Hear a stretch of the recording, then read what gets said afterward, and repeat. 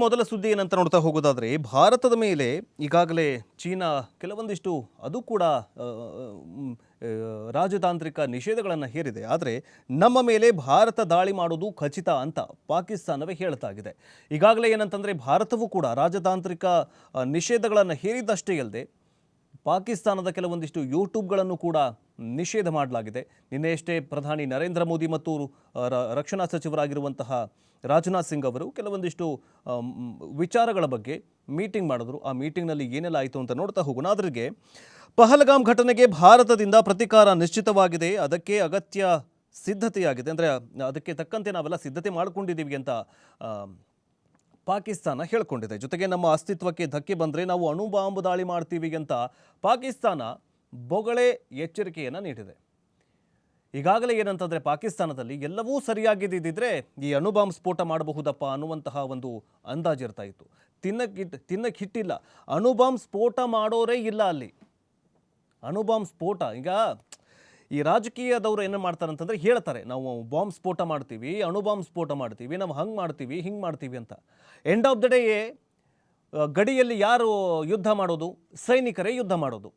ಆದರೆ ಪಾಕಿಸ್ತಾನ ಯಾವಾಗ ಭಾರತದ ವಿರುದ್ಧ ಯುದ್ಧವ ಮಾಡುವಂತಹ ಹೇಳಿಕೆಗಳನ್ನು ಕೊಡೋದಕ್ಕೆ ಶುರು ಮಾಡ್ತು, ಅಲ್ಲಿನ ಮೂರ್ಖ ಶಹಬಾಜ್ ಶರೀಫ್ ಪ್ರಧಾನಿ ಅವನು ನಾವು ಯುದ್ಧ ಮಾಡ್ತೀವಿ, ನಾವು ಅಣುಬಾಂಬ್ ಸ್ಫೋಟ ಮಾಡ್ತೀವಿ, ನಾವು ಹಂಗೆ ಮಾಡ್ತೀವಿ ಹಿಂಗೆ ಮಾಡ್ತೀವಿ ಅಂತ ಅಂದ ತಕ್ಷಣವೇ ಪಾಕಿಸ್ತಾನದಲ್ಲಿದ್ದಂತಹ ಸೈನ್ಯದಲ್ಲಿ ಸೇರಿಕೊಂಡಿದ್ರಲ್ಲ 5,000ಕ್ಕೂ ಹೆಚ್ಚು ಸೈನಿಕರು ನಮಗೆ ಈ ಸಹವಾಸನೇ ಬೇಡ, ನಮಗೆ ಈ ಪಾಕಿಸ್ತಾನದ ಸಹವಾಸವೇ ಬೇಡ, ಸೈನ್ಯದ ಸಹವಾಸ ಬೇಡ ಅಂತ 5,000 ಸೈನಿಕರು ರಿಸೈನ್ ಕೊಟ್ಟು ಮನೆಗೆ ಹೋಗಿದ್ದಾರೆ.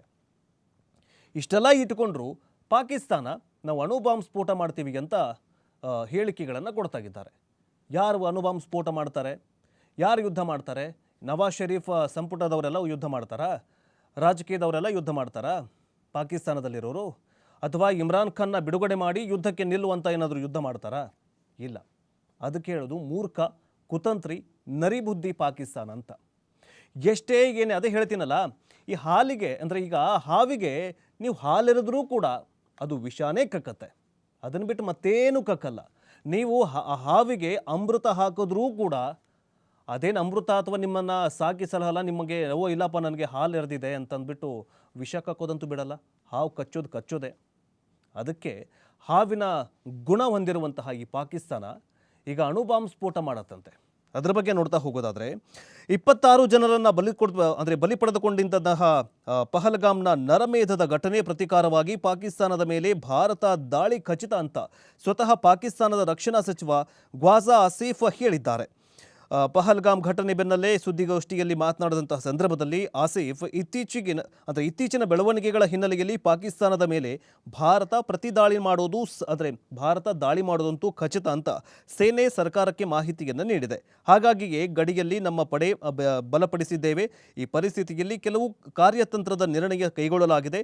ಭಾರತದಿಂದ ನಮ್ಮ ಅಸ್ತಿತ್ವಕ್ಕೆ ಧಕ್ಕೆ ಬಂದರೆ ಪರಮಾಣು ದಾಳಿಗೂ ಕೂಡ ಸಿದ್ಧ ಅಂತ ಇದೇ ಪ್ರಧಾನಿ ಅಂದರೆ ಈ ರಕ್ಷಣಾ ಸಚಿವ ಖ್ವಾಜಾ ಆಸಿಫ್ ಹೇಳಿಕೆಯನ್ನು ಕೊಟ್ಟಿದ್ದಾನೆ.